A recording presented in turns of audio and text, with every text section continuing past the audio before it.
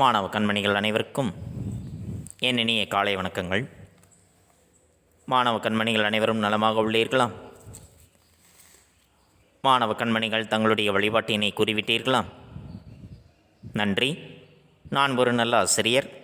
நான் உங்களுக்கு தாயாகவும் தந்தையாகவும் இருந்தும் முறையான கல்வியை அன்புடன் போதிப்பேன். நான் ஒரு நல்ல ஆசிரியர். நான் உங்களுக்கு தாயாகவும் தந்தையாகவும் இருந்தும் முறையான கல்வியை அன்புடன் போதிப்பேன். நான் ஒரு நல்ல ஆசிரியர். நான் உங்களுக்கு தாயாகவும் தந்தையாகவும் இருந்து முறையான கல்வியை அன்புடன் போதிப்பேன். அனைவருக்கும் என் இனிய காலை வணக்கங்கள். மாணவ கண்மணிகளே, நாம் நேற்று பார்த்த பாடப்பகுதியானது ஓடை என்பதை பற்றி பார்த்தோம். மனிதர்களினுடைய வாழ்வு என்பது இயற்கையோடு இயைந்தது. அழகு மிகுந்த காலை பொழுதும், மனதை மயக்கக்கூடிய மாலை பொழுதும், இரவில் தெரிகின்ற பிறை நிலவும், ஓடுகின்ற ஓடைகளும், பாய்ந்து செல்கின்ற ஆறுகளும், கத்துகின்ற கடலும் நம் மனதை மயக்கக்கூடிய தன்மை உடையவை. அவ்வாறு நம் மனதிற்கு இன்பமூட்டுகின்ற கவிதை ஒன்றை இதில் நாம் கண்டோம். நீரோடையில் நீந்தி விளையாட நம்முடைய மனமானது ஆர்வம் கொள்கின்றது. கற்களில் உருண்டும் தவழ்ந்தும் நெளிந்தும் செல்கின்ற ஓடையில் நீந்தி விளையாடுவதற்கு நம்முடைய மனம் ஆர்வம் கொள்கின்றது.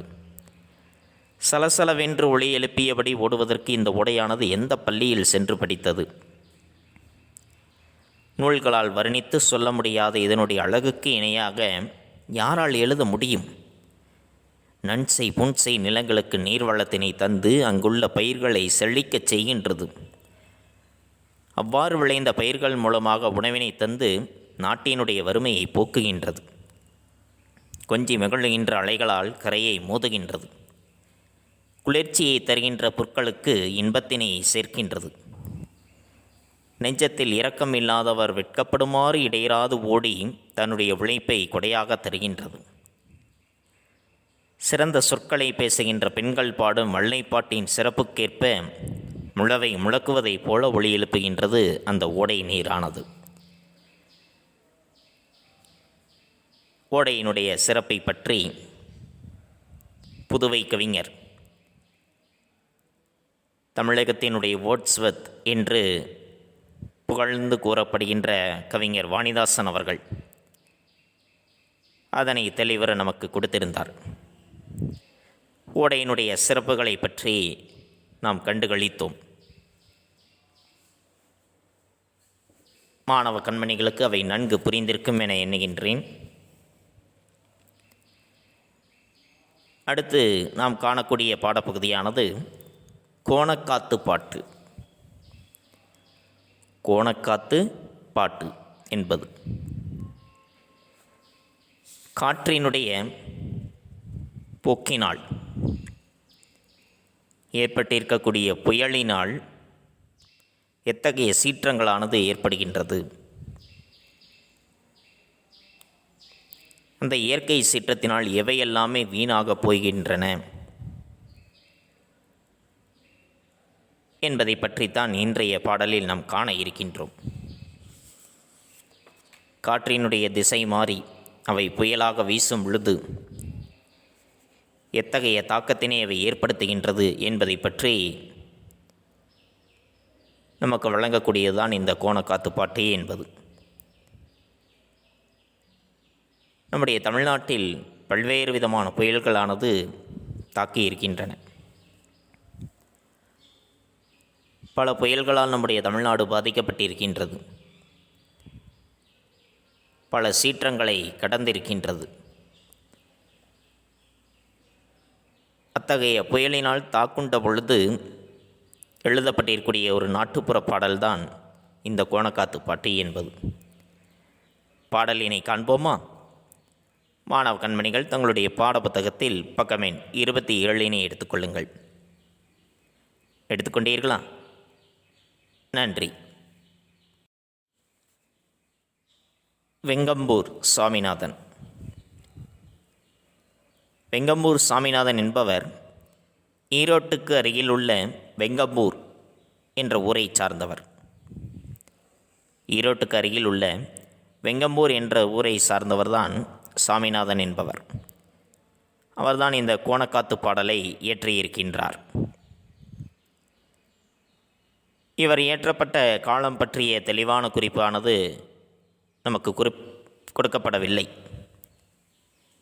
இவர் இப்பாடலை எந்த காலத்தில் இயற்றினார் என்பதை பற்றிய தெளிவான குறிப்பு நமக்கு இல்லை.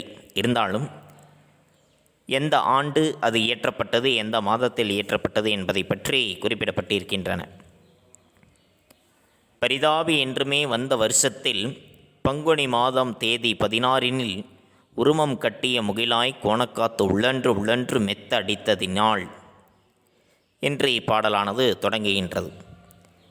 பரிதாபி என்றுமே வந்த வருஷத்தில் பங்குனி மாதம் தேதி 16 உருமம் கட்டிய முகிலாய் கோணக்காத்து உள்ளன்று உள்ளன்று மெத்த அடித்ததினாள் என்ற இந்த பாடலானது தொடங்குகின்றது.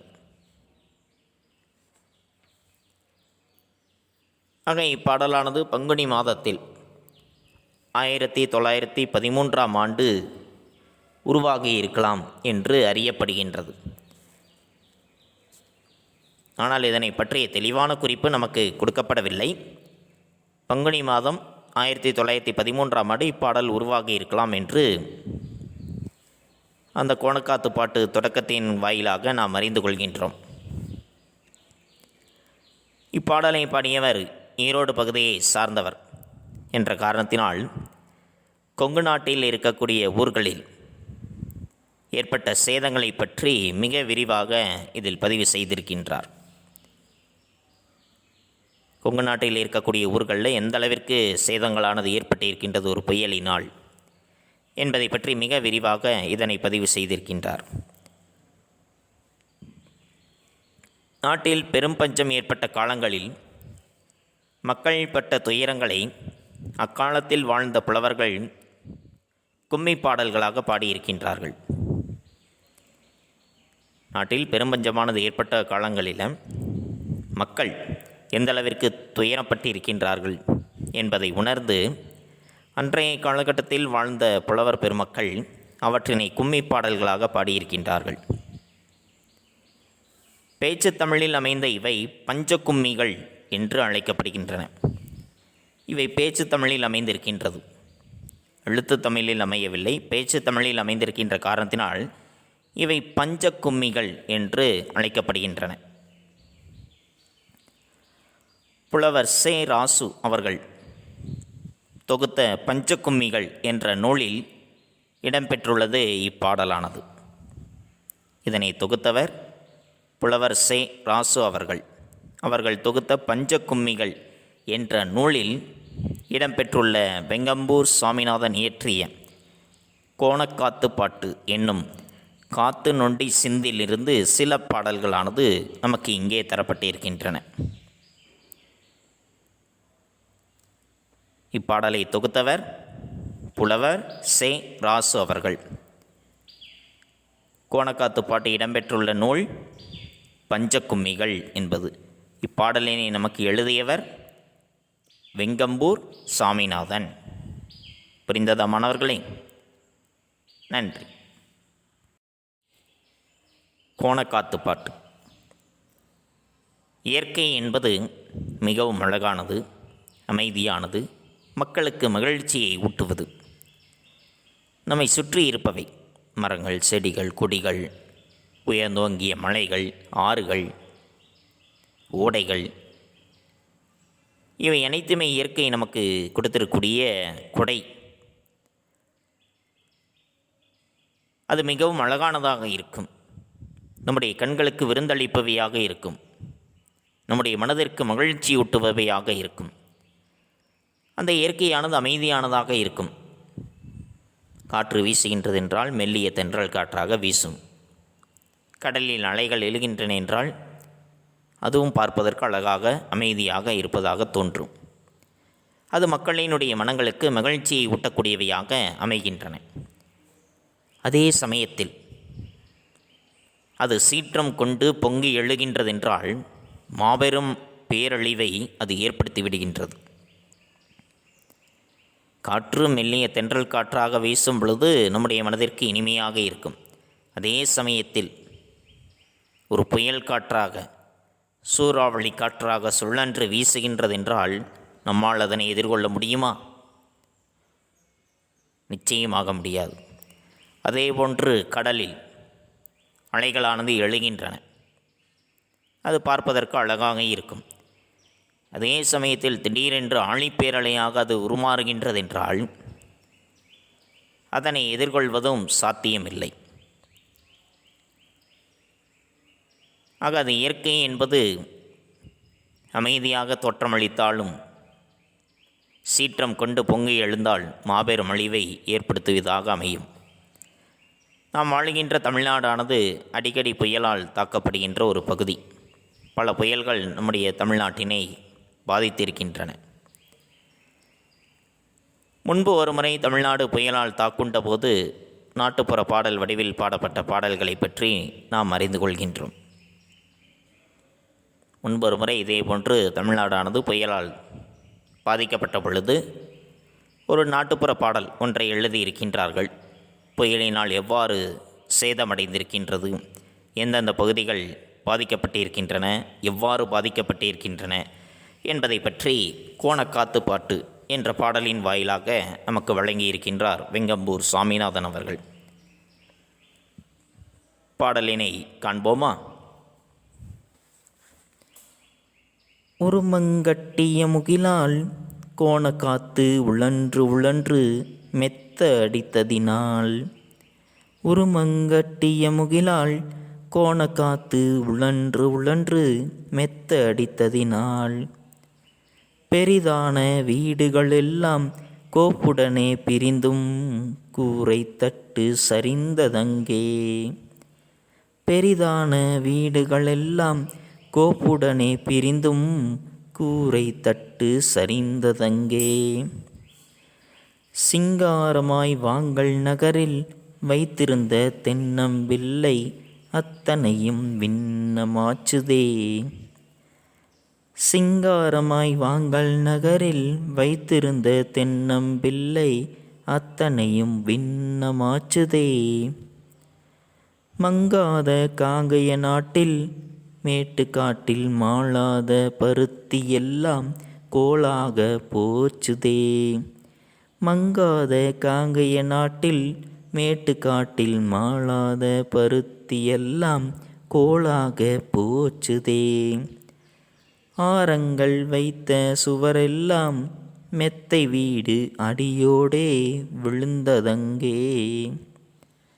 ஆரங்கள் வைத்த சுவரெல்லாம் மெத்தை வீடு அடியோடே விழுந்ததங்கே. கெடிகளங்கி தாரங்களும் பிள்ளைகளுடன் கூட்டிக் கொண்டு தானடைந்து வேகமுடன் கூவென்றார். ஆரங்கள் வைத்த சுவரெல்லாம் மெத்தை வீடு அடியோடே விழுந்ததங்கே. கெடிகளங்கி தாரங்களும் பிள்ளைகளுடன் கூட்டிக் கொண்டு தானடைந்து வேகமுடன் கூவென்றார். வாகுடனே தொண்டைமான் சீமை தன்னிலே வளர்ந்தோங்கும் மாநகரம், தன்னிலே தானே சேகரமாய் வைத்த மரங்கள் அத்தனையும் சின்ன பின்னமாய் ஒடிந்து பின்னமாச்சுதே. வாகுடனே தொண்டைமான் சீமை தன்னிலே வளர்ந்தோங்கும் மாநகரம், தன்னிலே தானே சேகரமாய் வைத்த மரங்கள் அத்தனையும் சின்ன பின்னமாய் ஒடைஞ்சு பின்னமாச்சுதே. சம்பிரமுடன் கப்பல்களெல்லாம் கடலிலே தானடைந்து வேகமுடன் வரும்போதிலே, கொம்பு சுத்தி கோண காத்து காலனை போல் கோணமழை வந்து கப்பல்தான் கவிழ்ந்ததே. சம்பிரமுடன் கப்பல்களெல்லாம் கடலிலே தானடைந்து வேகமுடன் வரும்போதிலே, கொம்பு சுத்தி கோண காத்து காலனை போல் கோணமழை வந்து கப்பல்தான் கவிழ்ந்ததே. ஆற்காடு மைசூர் வரைக்கும் கோணக்காத்து அலறி அலறி மெத்த அடித்ததினால். ஆற்காடு முதல் மைசூர் வரைக்கும் கோணக்காத்து அலறி அலறி மெத்த அடித்ததனால். மார்க்கமான சாலையில் போன சனங்களெல்லாம் மயங்கி மயங்கி மெத்த தவித்தார்களே. மார்க்கமான சாலையில் போன சனங்களெல்லாம் மயங்கி மயங்கி மெத்த தவித்தார்களே. தெத்துக்காடு காளப்பநாயக்கன்பட்டியிலே செத்திருந்த ஆடு மாடு மெத்த உண்டாம். தெத்துக்காடு காளப்பநாயக்கன்பட்டியிலே செத்திருந்த ஆடு மாடு மெத்த உண்டாம். சித்தர்கள் பொருந்தி வாழும் கொல்லிமலை சேர்ந்திருந்த நாடெல்லாம் காத்தடிச்சுதே. சித்தர்கள் பொருந்தி வாழும் கொல்லிமலை சேர்ந்திருந்த நாடெல்லாம் காத்தடிச்சுதே. இப்படிக்குச் சேதங்களினால் குமரேசா, இப்படிக்குச் சேதங்களினால் குமரேசா, எப்படி பிழைத்து நாங்கள் ஒப்பிதமாவோம், எப்படி பிழைத்து நாங்கள் ஒப்பிதமாவோம். மெய்ப்புடன் வேலாயுதங்கொன்று, மெய்ப்புடன் வேலாயுதங்கொண்டு வருகின்ற விக்கினமெல்லாம் தீர்த்து காத்திடேரையா. மெய்ப்புடனே வேலாயுதங்கொண்டு வருகின்ற விக்கினமெல்லாம் தீர்த்து காத்திடேரையா. எங்களை காத்திடீரையா. ஒரு மங்கட்டிய முகிலால் கோணக்காத்து உழன்று உழன்று மெத்த அடித்ததினால். பெரிதான வீடுகளெல்லாம் கோப்புடனே பிரிந்தும் கூரை தட்டு சரிந்ததங்கே. சிங்காரமாய் வாங்கல் நகரில் வைத்திருந்த தென்னம்பிள்ளை அத்தனையும் விண்ணமாச்சுதே. மங்காத காங்கைய நாட்டில் மேட்டுக்காட்டில் மாளாத பருத்தியெல்லாம் கோளாக போச்சுதே. ஆரங்கள் வைத்த சுவரெல்லாம் மெத்தை வீடு அடியோடே விழுந்ததங்கே. கெடிகளங்கி தாரங்களும் பிள்ளைகளுடன் கூட்டிக் கொண்டு தானடைந்து வேகமுடன் கூகூவென்றார். வாகுடனே தொண்டை மான் சீமை தன்னிலே வளர்ந்தோங்கும் மாநகரம் தன்னிலேதானே சேகமாய் வைத்த மரங்கள் அத்தனையும் சின்ன பின்னமாய் உடைஞ்சு பின்னமாச்சுதே. சம்பிரமுடன் கப்பல்களெல்லாம் கடலிலே தானடைந்து வேகமுடன் வரும்போதிலே. கொம்பு சுத்தி கோணக்காத்து காலனை போல் கோணமழை வந்து கப்பல்தான் கவிழ்ந்ததே. ஆற்காடு மைசூர் வரைக்கும் கோணக்காத்து அலறி அலறி மெத்த அடித்ததனால். மார்க்கமான சாலையில் போன சனங்களெல்லாம் மயங்கி மயங்கி மெத்த தவித்தார்களே. தெத்துக்காடு காளப்பநாயக்கன்பட்டியிலே செத்திருந்த ஆடு மாடு மெத்த உண்டாம். சித்தர்கள் பொருந்தி வாழும் கொல்லிமலை சேர்ந்திருந்த நாடெல்லாம் காத்தடிச்சுதே. இப்படிக்குச் சேதங்களினால் குமரேசா, எப்படி பிழைத்து நாங்கள் ஒப்பிதமாவோம். மெய்ப்புடன் வேலாயுதங்கொண்டு வருகின்ற விக்கினமெல்லாம் தீர்த்து காத்திடீரையா. மெய்ப்புடனே காத்திடீரையா. நன்றி. உருமங்கட்டிய முகிலால் கோணக்காத்து உழன்று உழன்று மெத்த அடித்ததினால். உருமங்கட்டிய முகிலால். உருமம் என்றால் திரண்டு. உருமம் என்பது திரண்டு.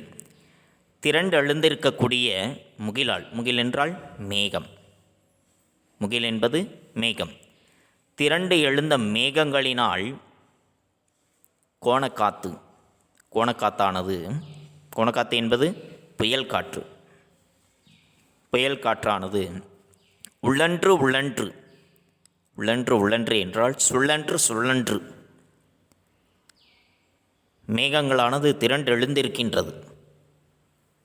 அந்த மேகங்களினால் உருவான புயல் காற்றானது சுழன்று சுழன்று மெத்த அடித்ததினால், மெத்த என்றால் வேகம், வேகமாக அடிக்கின்றது, காற்று வேகமாக வீசுகின்றது. என்ன காற்று? புயல் காற்று. எதனால்? திரண்டு எழுந்த மேகங்களினால். திரண்டு எழுந்திருக்கக்கூடிய மேகங்களினால் புயல் காற்றானது சுழன்று சுழன்று வீசுகின்றது. அந்த புயல் காற்றினால் பெரிதான வீடுகளெல்லாம் கோப்புடனே பிரிந்தும் கூரை தட்டு சரிந்ததங்கே. பெரிதான வீடுகள் எல்லாம், பெரிய பெரிய வீடுகள், பெரிய பெரிய வீடுகள் அனைத்துமே கோப்புடனே பிரிந்து, அவை அப்படியே மொத்தமாக பிரிந்து கூரை தட்டு, அதனுடைய கூரைகளானது, அந்த வீடுகளின் மேல் அமைக்கப்பட்டிருக்கக்கூடிய கூரைகள் அனைத்தும் கீழே சரிகின்றது. எதன் காரணமாக? புயல் காற்றின் காரணமாக.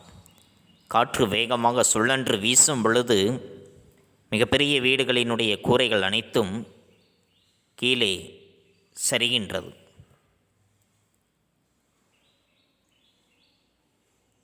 சிங்காரமாய் வாங்கல் நகரில் வைத்திருந்த தென்னம்பிள்ளை எத்தனையும்,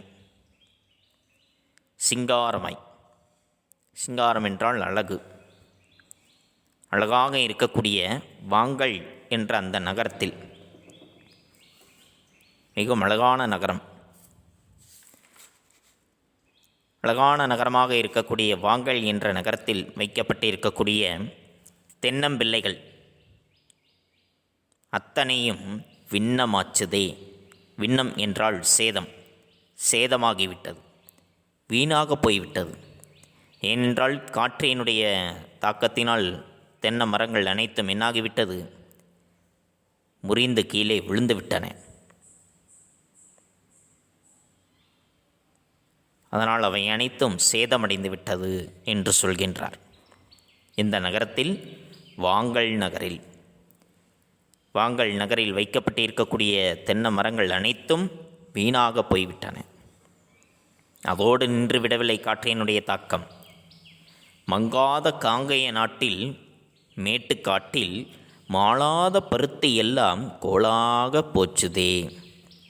மங்காத காங்கேய நாட்டில், மங்காத அழிவில்லாத, அழிவில்லாது இருக்கக்கூடிய அந்த காங்கேய நாட்டில்,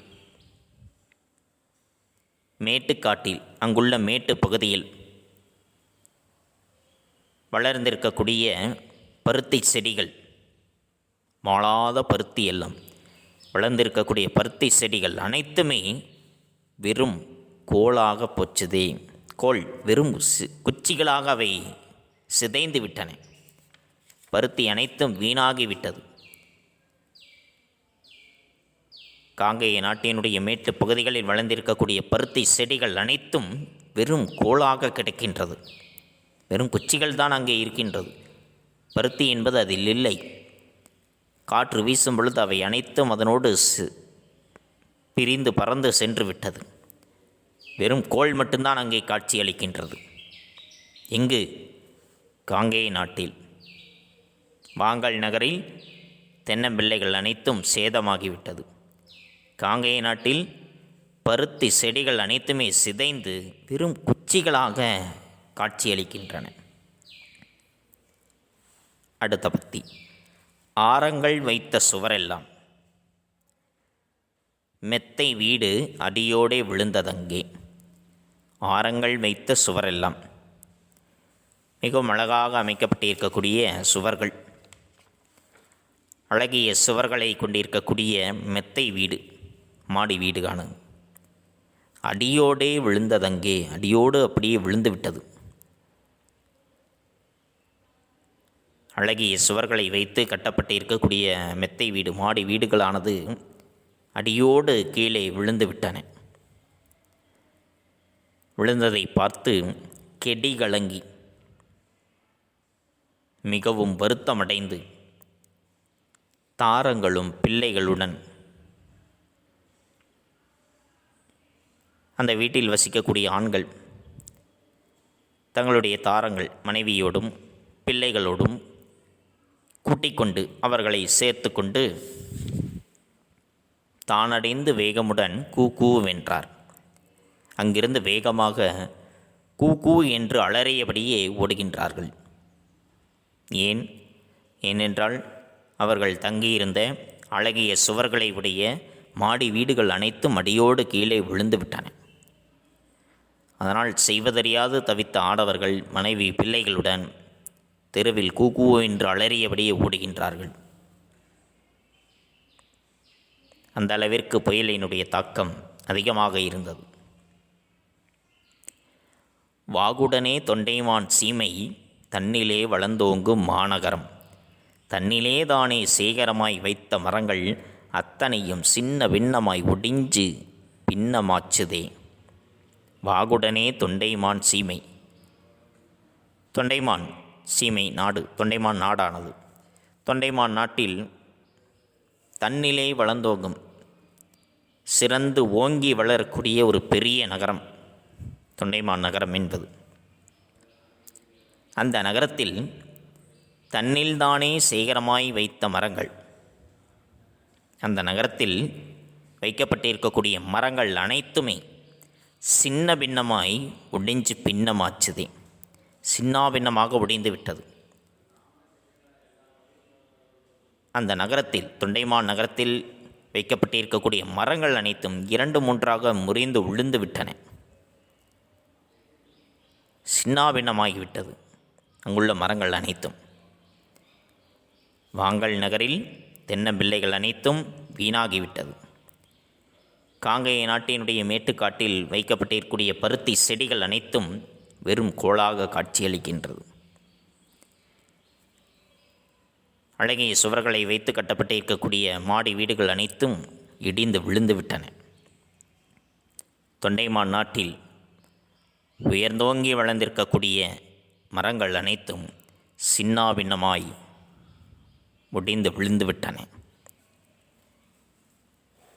அடுத்த பத்தியானது. சம்பிரமுடன் கப்பல்கள் எல்லாம் கடலிலே தானடைந்து வேகமுடன் வரும்போதிலே, சம்பிரமுடன் கப்பல்கள் எல்லாம் கடலிலே தானடைந்து வேகமுடன் வரும்போதிலே. கம்பீரமாக, சம்பீரம் என்றால் கம்பீரம், கம்பீரமாக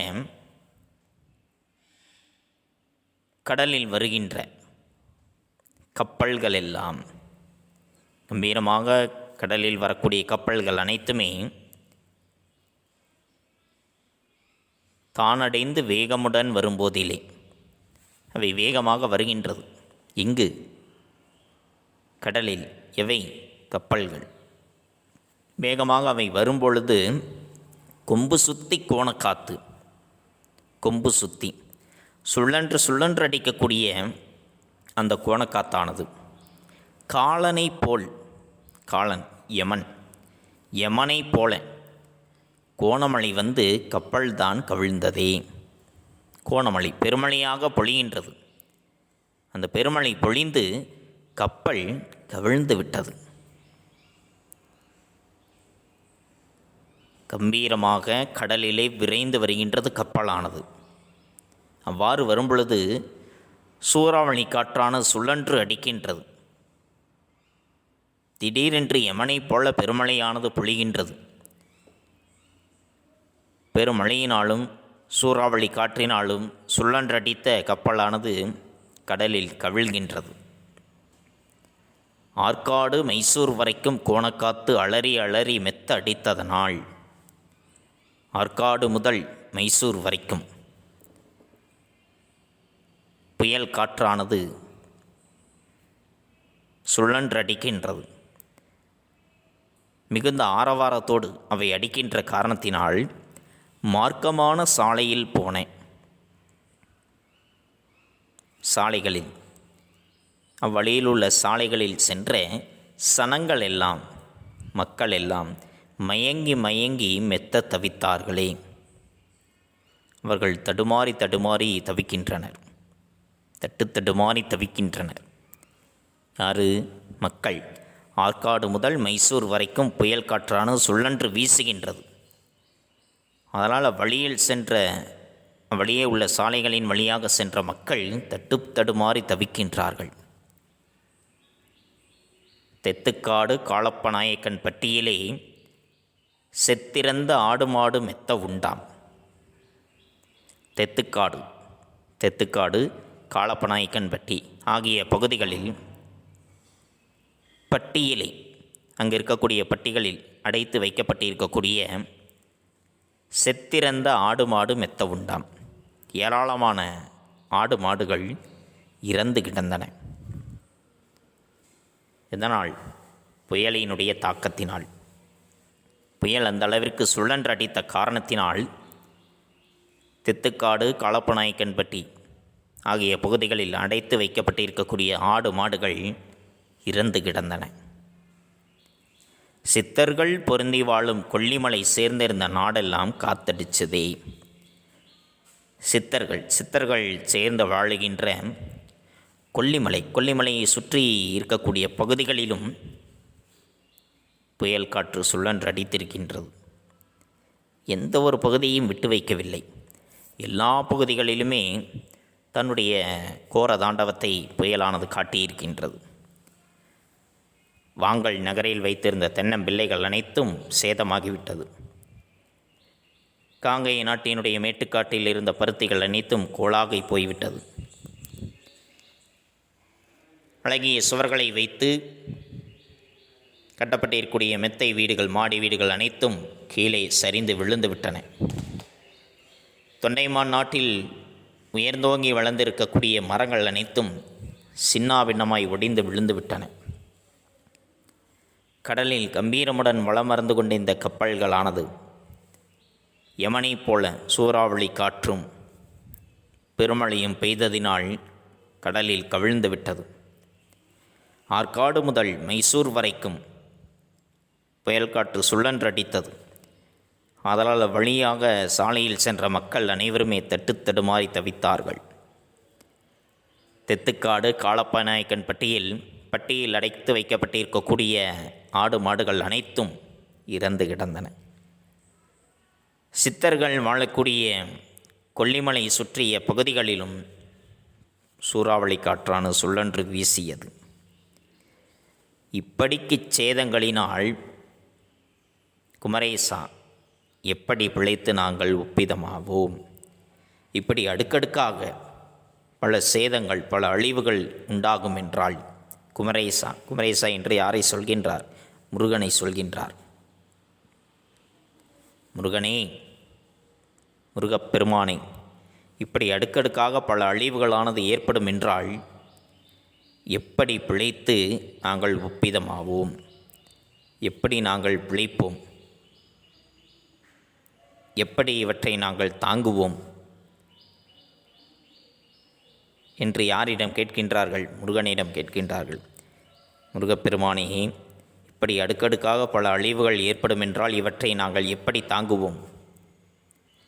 மெய்ப்புடன் வேலாயுதங்கொண்டு, மெய்ப்புடன் உண்மையோடு வேலை நீ ஏந்திக்கொண்டு வருகின்ற விக்கினமெல்லாம்,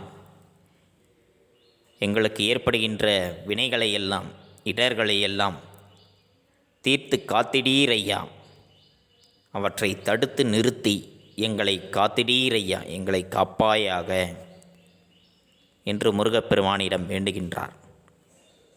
யாரு? வெங்கம்பூர் சாமிநாதன் அவர்கள். இப்படி அடுக்கடுக்காக பல சேதங்களானது ஏற்படும் என்றால் நாங்கள் எப்படி பிழைத்து நாங்கள் வாழ்வோம்? உண்மையுடன் வேலாயுதத்தை ஏந்திக்கொண்டு எங்களுக்கு ஏற்படுகின்ற இடர்களை எல்லாம் தடுத்து எங்களை காப்பாயாக என்று முருகப்பெருமானிடம் வேண்டுகின்றார்கள். அதைத்தான் இந்த பாடலில் கொடுத்திருக்கின்றார். புரிந்ததா மாணவ கண்மணிகளே? புயலானது எந்த அளவிற்கு ஒரு சேதத்தை ஏற்படுத்தியிருக்கின்றது என்று பாருங்கள். பெரிய வீடுகளில் இருக்கக்கூடிய கூரைகள் அனைத்தும் சரிந்து விட்டன. வாங்கல் நகரில் உள்ள தென்னம்பிள்ளைகள் வீணாகிவிட்டது. காங்கேய நாட்டில் இருக்கக்கூடிய பருத்திகள் கோளாகிவிட்டன. அழகிய சுவர்களை வைத்து கட்டப்பட்டு இருக்கக்கூடிய மெத்தை வீடு அடியோடு சரிந்து விட்டது. தொண்டைமான் நாட்டில் தானாக வளர்ந்திருக்கக்கூடிய மரங்கள் அனைத்தும் சின்னா பின்னமாக ஒடிந்து விழுந்து விட்டன. கம்பீரத்தோடு கடலில் வலம் வந்த கப்பலானது கவிழ்ந்து விட்டது. ஆற்காடு முதல் மைசூர் வரைக்கும் சாலைகளில் சென்ற மக்கள் அனைவரும் தட்டுத்தடுமாறி தவிக்கின்றார்கள். தித்துக்காடு காளப்பநாயக்கன் பட்டியில் அடைத்து வைக்கப்பட்டிருக்கக்கூடிய ஆடு மாடுகள் அனைத்தும் இறந்து விட்டன. சித்தர்கள் வாழக்கூடிய கொல்லிமலையிலும் புயல் காற்று சுழன்று வீசியிருக்கின்றது. இந்த அளவிற்கு பல சேதங்களை புயல் காற்றானது ஏற்படுத்தி இருக்கின்றது. அதனுடைய தாக்கத்தை பற்றித்தான் இப்பாடலில் குறிப்பிட்டிருக்கின்றார். இறுதியாக இத்தகைய இடர்கள் மீண்டும் வராமல் தங்களை காக்குமாறு இறைவனை அவர் வேண்டுகின்றார். இதன் மூலமாக இயற்கையை மனிதனால் வெல்ல முடியாது. ஆக இயற்கையோடு நாம் இணைந்து வாழ வேண்டும். இயற்கையை அழிக்காமல் நாம் வாழ வேண்டும். இயற்கையை நாம் அழித்தோம் என்று நினைக்கின்றோம். இயற்கையை நாம் அழித்தால் மனிதன் என்பவன் வாழ இயலாது. என்றுமே இயற்கைதான் வெற்றி பெறும். இயற்கைக்கு மிஞ்சிய சக்தி என்பது இவ்வுலகில் இல்லை. எந்த சக்தியாலும் இயற்கையை வெல்ல முடியாது. அதனை இந்த பாடலின் மூலமாக நமக்கு அறிவுறுத்துகின்றார் வெங்கம்பூர் சாமிநாதன் அவர்கள். ஆக இயற்கையை போற்றி வணங்குவோம். இயற்கையோடு இணைந்து வாழ்வோம். இயற்கையை காப்போம். இயற்கை நம்மை காக்கும். புரிந்ததா மாணவ கண்மணிகளே? இயற்கையை நாம் பாதுகாத்தோம் என்றால் நம்மை இயற்கை பாதுகாக்கும். நமக்கு எந்த விதமான சேதங்களும் ஏற்படாது. அதனை புரிந்து கொண்டு வாழ வேண்டும் நாம். நன்றி.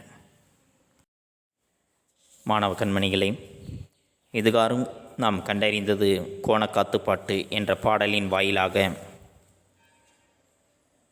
புயல் காற்றானது வீசும் பொழுது எந்த அளவிற்கு சேதத்தை ஏற்படுத்துகின்றது என்பதை பற்றி பார்த்தோம். இயற்கை சீற்றங்களை மனிதனால் எதிர்கொள்ள இயலாது. இயற்கையை வெல்ல எந்த சக்தியாலும் முடியாது என்பதை நாம் உணர்ந்து கொண்டோம். ஆக இயற்கையை போற்றுவோம். இயற்கையுடன் இணைந்து வாழ்வோம். இயற்கையை பாதுகாப்போம் என்பதை மனதில் நாம் நினைவுறுத்தி கொள்ள வேண்டும். அடுத்து நாம் காண்பது பாடப்புத்தகம் படித்தல். பாடப்புத்தகம் படித்தல் பக்கம் எண் 27 மற்றும் 28. பக்கம் எண் 27 கோணக்காத்துப்பாட்டு என்பதில் ஆரம்பித்து பக்கம் எண் 28 பாடலினுடைய பொருள் நூல்வெளி வரைக்கும் மாணவ கண்மணிகள் பாடப்புத்தகம் படித்தலாக எடுத்துக்கொண்டு படியுங்கள். தங்களுடைய படித்தல் பயிற்சியினை சற்று மேம்படுத்திக் கொள்ளுங்கள். எழுந்து நின்று உறக்கப்படியுங்கள்.